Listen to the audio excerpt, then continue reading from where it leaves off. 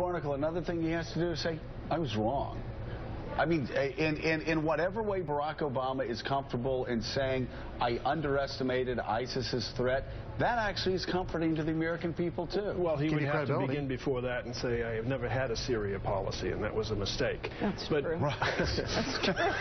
You know, it was all ad hoc. My sense, something Sam said, I increasingly, as I go through Washington, visit people, talk to people who are running around in interesting circles, I get the impression this tight circle, which has always existed around the president, is tighter than ever and more impervious to new thought and new data than ever. Mike, it's too tight. Mike, it's extraordinarily tight, and that's a complaint that you and I both hear from Democrats on the Hill and leaders in the Pentagon. And as the days dwindle down, and as the closing days of his, well, we're in the closing days of his administration, practically and politically speaking, the circle is indeed closer, tighter, and smaller than ever. Smaller in a lot of ways. Smaller in terms of numbers, smaller in terms of seeking outside counsel, thought, new ideas. But I would like to ask you, Ms. Noonan, because you have done both. I'd like to talk to you about the language of leadership. You've written the language of leadership for a president of the United States. You've been out in the country on a book tour. You understand the language that comes back to you from ordinary citizens.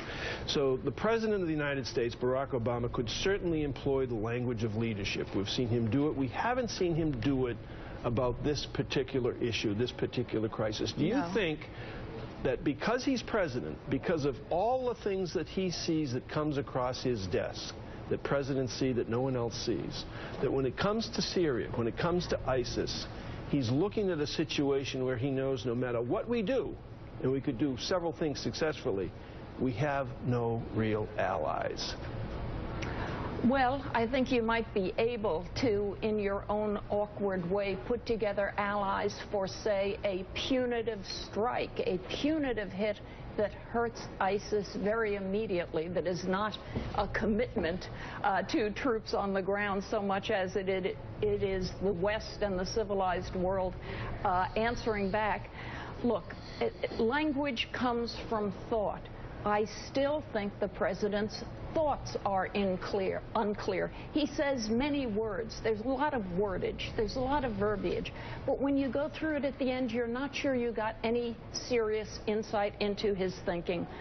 What is he thinking right now?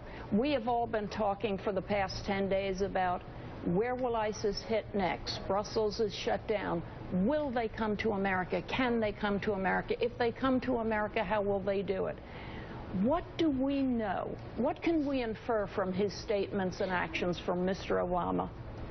How he would react to an event like that? How it would change his thinking?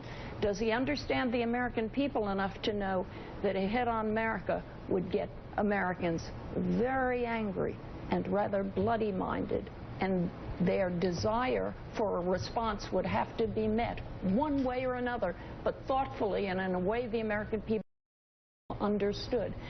That's just imagining a scenario, but you ought to be able with a president to imagine how he would respond to a scenario. Yeah, you know, he has the capacity, so I actually have to say that I don't disagree with you. I mean, look at his response to the shooting in the church. In South, I mean, look at that response. You knew how he felt and thought. He knew how you felt and thought.